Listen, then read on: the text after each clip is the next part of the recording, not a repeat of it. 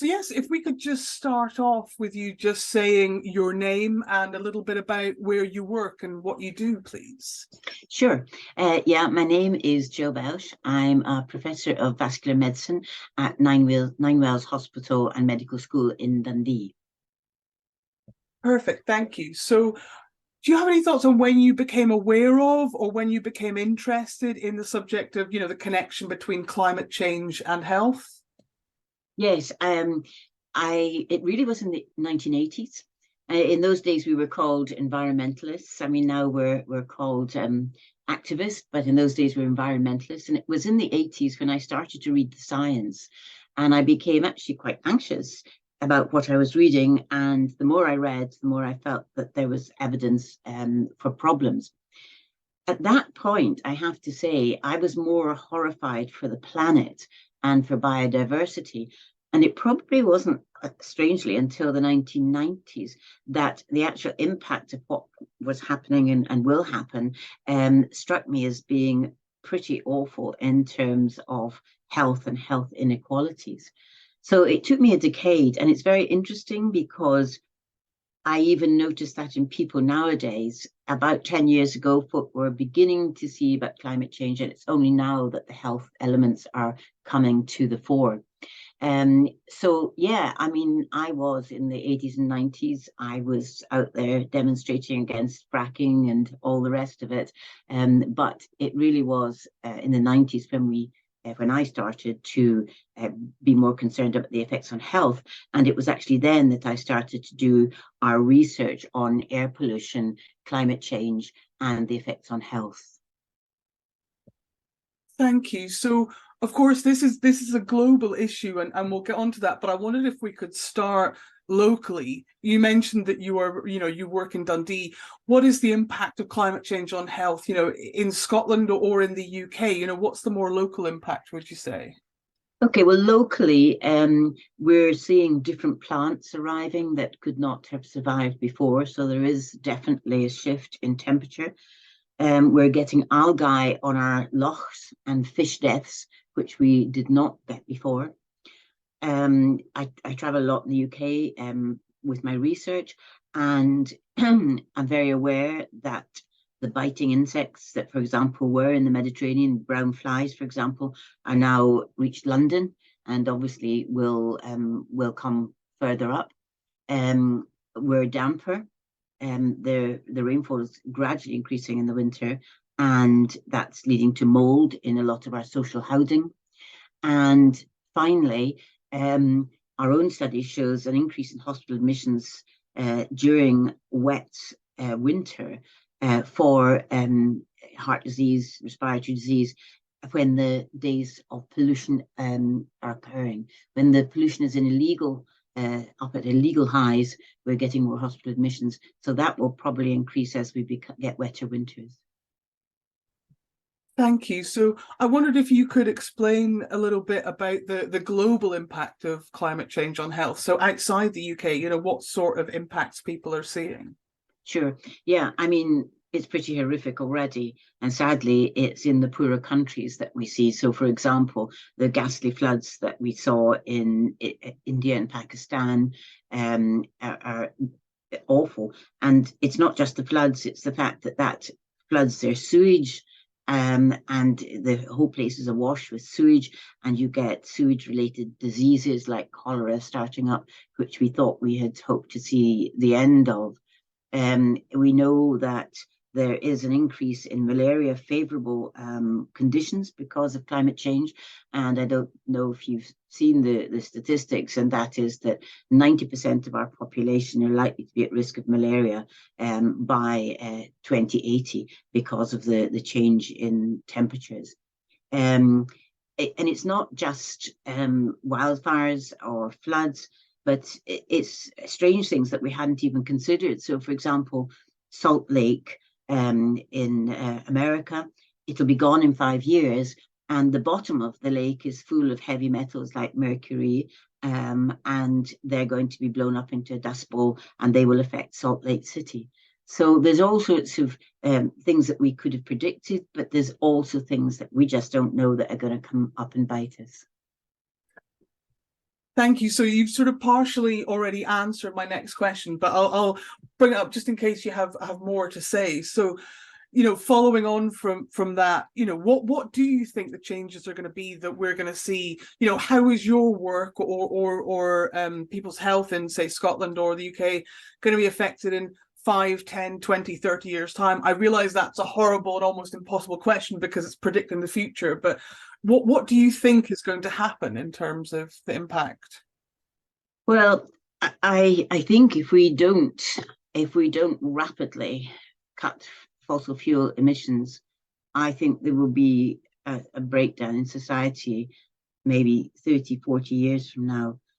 If you look at what's going to happen in Africa, it's estimated there's going to be 450 million climate refugees. So where are you going to put them? If they come up into Europe, what's going to happen? Are you going to have armed resistance? Are we going to have wars? I actually think the future could be extremely grim. The global south is really struggling and they're going to move to the global north. Who would blame them? Is the global north going to accept them or is there going to be fighting? I feel quite sad about what's going to happen because we are not focusing on stopping temperature rise at 1.5, which is now looking pretty impossible. Thank you. So we've talked a bit about the impact of climate change on health. I wondered if we could move on now to talking about action, as in what can be done. So I wanted to ask, first of all, what are your thoughts on your government's response to the threat of climate change? And thinking both the Scottish government and the UK government as well. Okay, so if we look first of all at the UK government, I will state strongly that they have acted very poorly. I have said this before and I will say it again. I think that by returning 91% of the fossil fuel windfall tax to actually open up more fossil fuel fields is, I believe, ecocide. The current cabinet has nobody responsible for climate change on it. It was moved out when Sunak made his new cabinet. They're going to use coal for the steel plant when everybody else in Europe is moving to green hydrogen. They removed subsidies for home insulation and for electric cars. They destroyed a growing green industry with Cameron's green, and I won't say it, but it begins with CR and it has 2 letters after that, comment. They're allowing sewage to run rife in England and the overflows are getting worse because of climate change. Moving on to Scotland, I mean, luckily Scotland's water is nationalised and we don't have that sewage problem. Within Scotland, we have the best pollution laws in Europe, the lowest required levels. The problem is there's a disconnect between the government's laws and enacting them at council level. Scotland is hopefully just about to bring in a passive house law where all our houses will have to have solar panels, heat pumps, and appropriate insulation, as well as drain away drives.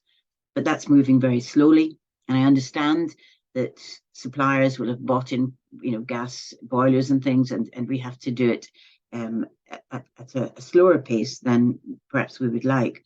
But we really do need to do this. My main concern is the bonfire of the EU laws. There's 4,000 of them, and many hundreds of those relate to the environment. And unfortunately, they cost landowners money to actually implement them. And if there's a bonfire of those, I foresee that we will be in further difficulties. I think that we're doing a lot of tree planting, which is good. And we're doing the idea of the 20-minute village or town is good. It will stop emissions, which, of course, as you know, produce greenhouse gases and particles which melt the ice, the Arctic ice. And so those are good. But the strange thing is that there are politicians who actually are in place in senior positions in the UK government who actually don't give credit to climate change, and who actually stand up and say that we're taking away people's freedom if we have 20-minute towns and villages, which is absolutely bizarre because there's not going to be a fence around them. And of course, it's not just been shown to be greener because of cars, it's been shown to be better for humanity. They're happier in communities. So until the governments realise that growth is not the be-all and end-all, and that one can have a static situation where we can actually all live happily and gets rid of fossil fuels, then I think we're on a hiding to nothing. Fossil fuels will ultimately kill the earth and kill us, and I'm amazed that our government still not legislated against it. As you know, Scotland has said that they will not exploit the oil fields, but the UK government is currently selling off hundreds of permissions for drilling. Thank you. So you've obviously talked about the governmental level. I'm curious, that there might be people watching this who are physicians or who are other types of medical professionals who care about this issue or who've begun to think about this issue and would like to be proactive. So is there any advice you can give to people? What can individuals do, and especially medical individuals? Yeah, I mean, I think we can do a huge amount. I really do. There's two aspects. One, generally, climate change and all the issues. And the second one is actually greening the NHS. We have a real problem with drug pollution. Obviously, it comes out in the urine, it's discarded down toilets, and that's causing a real problem in terms of biodiversity and poison. So there's a lot that we can do within the NHS. We can try to buy sustainably. We can try to buy locally to cut emissions. And we can have our own environment made sustainable as much as we can. For example, solar panels on the roofs of hospitals, very feasible. They have huge, big roofs, and we need to be very energy aware. So there's a lot we can do within the NHS. What can we do more globally? Well, research into areas of climate change. That's really crucial because we do need the evidence base for climate change and how it's affecting us. And interestingly, I just happened to look up in Google, and in 2022, there were 1,000 articles that mentioned climate change. And between 1980 and 1990, so that's 10 years, there was 17,600. So the amount of research has gone up tenfold, hundredfold, thousandfold, and that's fantastic to see. And I think that that's really what we can do. But I also think if the profession is a respected profession, then our voice is often heard at government level.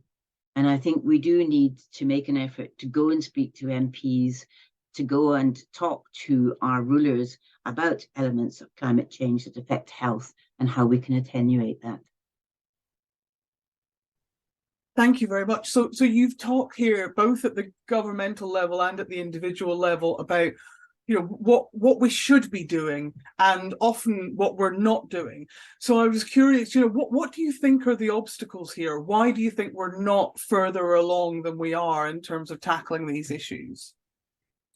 I think that one of the first things is that we can't wave a magic wand and it's there. And therefore there has to be a bedding down period while manufacturers get less plastic and et cetera, et cetera. However, I don't think that's a big problem. I think the main problem is fossil fuels. And I think that it's absolutely disgraceful that we haven't got more of a push towards renewables. Everybody says, oh, but renewables are seasonal, the wind doesn't blow. But actually, that's not true. We now have hydrogen cells, which will store energy. We have batteries for storage. And I think we need to move much more quickly away from fossil fuels. And unfortunately, people make money from fossil fuels. And you probably saw recently, one of our major oil companies has cut their budget for renewables and is putting it back into fossil fuel because they said that demand is still there. And until we stop demand, we won't save this planet. Thank you. So the next step, I suppose, in terms of addressing this is information and finding reputable information. And that's always a challenge around climate change. So I wanted to ask first, for people who want to be informed, and again, particularly people, on the medical side of things, are there any resources that you find particularly reliable and trustworthy? Is there anywhere that you would recommend people go for information? I mean, to be honest with you, I'm an avid reader of science. And so I will read the Lancet Planetary Health, I'll read all the environmental journals, and I will form my own opinions about how credible they are. I do think that scientific evidence and reading the scientific papers is the best way forward. There are a lot of good summaries, but you have to be careful that each fact that these summaries state is referenced. And I think it really is important that as medics who are used to reading scientific journals about health get used to reading scientific journals about climate change, so that when climate deniers come along, you've got the facts at your fingertips, you know exactly what to say. And obviously they're difficult to convince, but hey, we still try to do so. That was actually going to be my next question, which is, have you experienced dealing with either climate change deniers or people who just don't see the point in doing anything about this? And, is there anything you would recommend to people, or any particular arguments or points that you would raise with those people? I think the main problem is people think that technology will solve it all. And although they say vaguely in their minds that there is this terrible climate thing going on, they think carbon capture or renewables will come along and they'll be saved. And I think that is the most common perception of people who are inactive in terms of fighting against climate change. In terms of climate deniers, yes, I get them on my Twitter account and on my Facebook account. And what I do is I will put up some graphs, well-referenced graphs, showing the changes in global temperature, etc., etc. And then I'll do that a couple of times, and then I will leave it, because then they start to tell me that, there's no such thing as COVID. And, I just feel, well, I'm afraid you're a lost cause.